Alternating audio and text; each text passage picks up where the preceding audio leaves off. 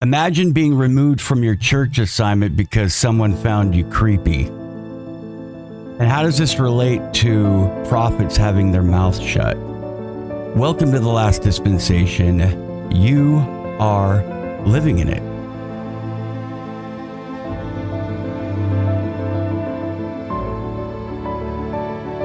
Hello, everyone. Welcome back to the last dispensation. Today, I want to share a real life story with you about a high councilman whom we will call Brother Jones.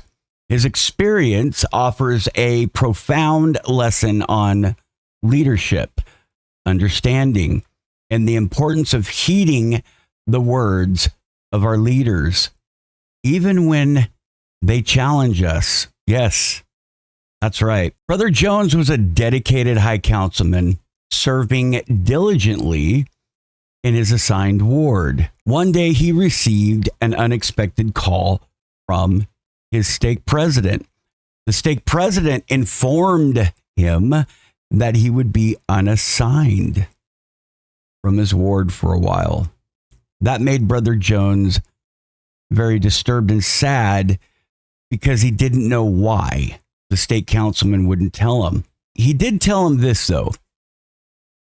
A family in the ward had issues.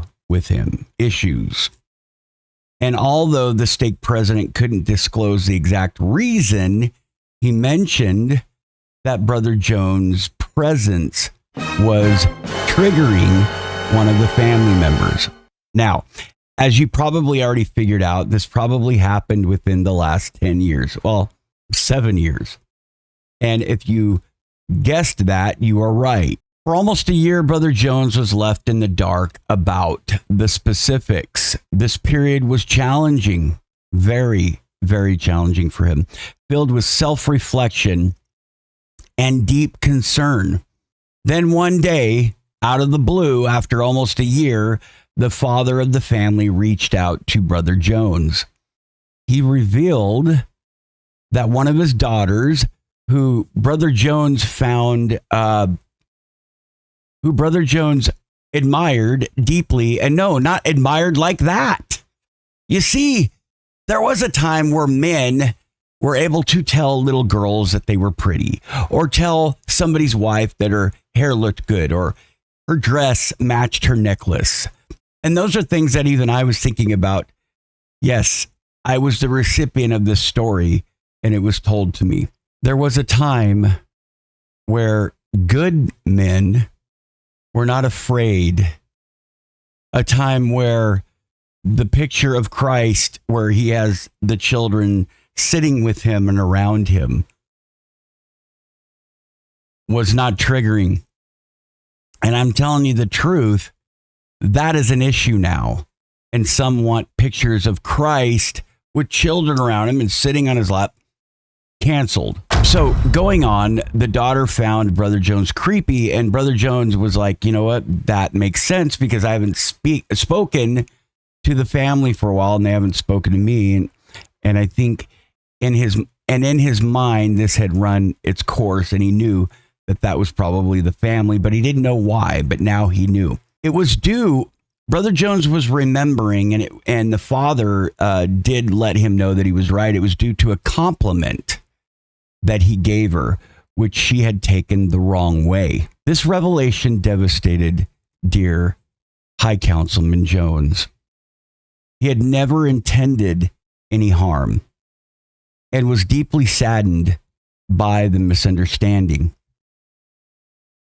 Brother Jones' immediate thought was how this situation mirrored the behavior of some church members who reject the teachings of their leaders. You see, the whole time that he was not allowed to go to this ward, Brother Jones knew that this was damning not only the family, but the whole ward. Brother Jones, with his calling, could have had very good, insightful things from the Savior to share with people, maybe even reach out and touch some who could not otherwise be touched by anyone else. But of course, he knew that the Lord made accommodations for absences like that. But it's true.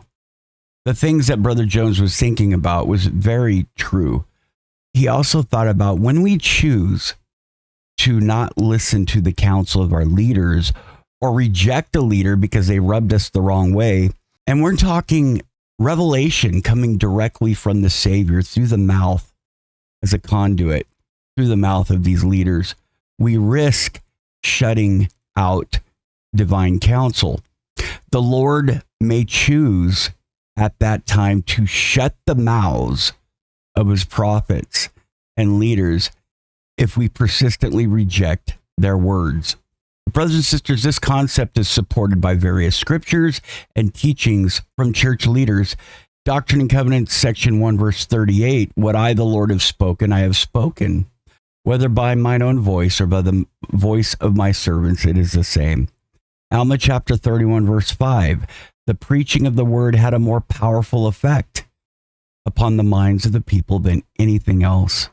3 Nephi 11:29, he that hath the spirit of contention is not of me, but is of the devil.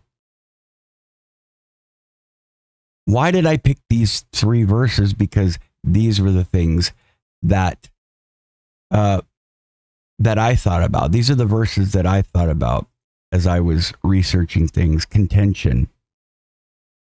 Contention can breed contempt. It can come from just one side. People can look up and envy as much as look down and envy, like, elitism, but then also resentment, and maybe there is a false sense of elitism that you feel is there and it's not there, but you are resenting those who maybe have more money than you, more influence than you, maybe a calling that you thought you should have. And there are many, many other scriptures that talk about even the mouths of the prophets being shut. Church leaders have often emphasized the importance of listening to and following prophetic counsel. President Thomas S. Monson once taught, never let a problem to be solved become more important than a person to be loved. Elder Marvin J. Ashton, who I met on my mission, sidetrack, let me tell you that story. My companion and I, we covered the avenues. That was my second area in Salt Lake. Yes, I served in Salt Lake City, Utah. And one of our wards was the Eagle Gate, right? You guys know the church office building. I don't know if that ward is still in there. And this was 1992. Here comes Marvin J. Ashton. 6 of the apostles were in that ward. And they lived in they all drove Bonnevilles. And they lived in those apartments. Doggone it, what were they called? Wasn't the Eagle Gate Apartments. I can't remember the name of the apartments. But we ate there. I remember eating with LeGrand Richards' daughter. So here comes Marvin J. Ashton and James E. Faust. James E. Faust sits next to me. Marvin J. Ashton sits next to my companion. Because in Salt Lake, they don't get missionaries that often in their ward every day, every Sunday, because it's not uncommon to cover 3 or 4 stakes at a time as a companionship. So it was, at least when I was on my mission there, it was common to sit on the stand. And I remember sitting there and I remember just not saying anything. And James E. Faust slaps my knee and just grabs my knee and goes like this, right? And I'm going, oh my goodness. And he looks at me and he goes, are you enjoying your mission, elder? And I thought he's discerning me. He knew that I slept in today. I'm this 19-year-old, right? So yeah, thought I would sideshow with you there with Marvin J. Ashton, but he highlighted the dangers of pride and contention, urging us to seek peace and understanding. When my friend who was on that council told me this story, it was amazing because he's right. This family ended up not seeing things clearly and shut this man up. I thought about cancel culture. I thought about shutting up the prophets. I thought there's many different lessons we can learn from this, right? It's sad. There's a lot of good men that avoid complimenting people or getting close to genuinely loving people because they're afraid to trigger them or offend them. That's what I'm trying to say.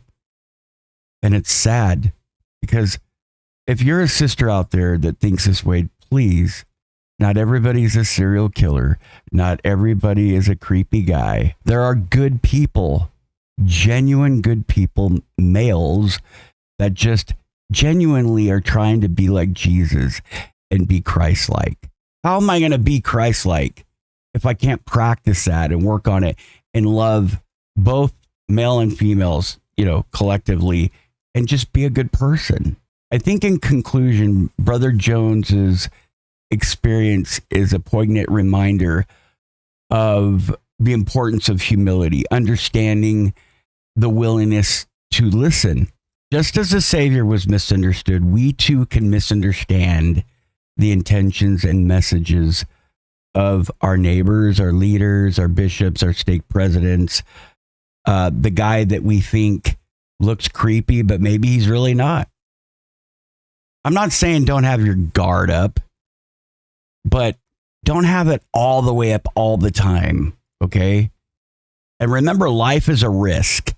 You would never experience camping if you didn't have to drive on windy roads, and there's a risk that you can drive off a cliff.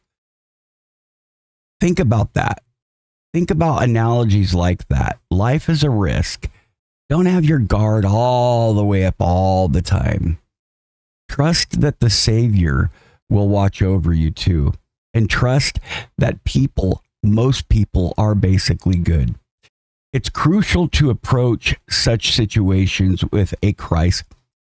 And that would be the way that you approach life in general, with a Christ-like spirit, seeking to understand and seeking to be understood. Thank you, brothers and sisters, for joining me today. If you found this video insightful, please don't forget to like, subscribe, and ding the bell for notifications. Your comments are always welcome. So please share your thoughts below. If you'd like to support the program, you can contribute through Venmo, Cash App, or PayPal, and Zelle. I also have merch. Your purchases help me a lot, help the program. YouTube membership, super chats, all that good stuff. All help the channel keep going. Until next time, keep the faith and remember that the Lord's guidance is always with you. Don't be afraid. Fear not, but be believing. All right? And I'll see you in the next time.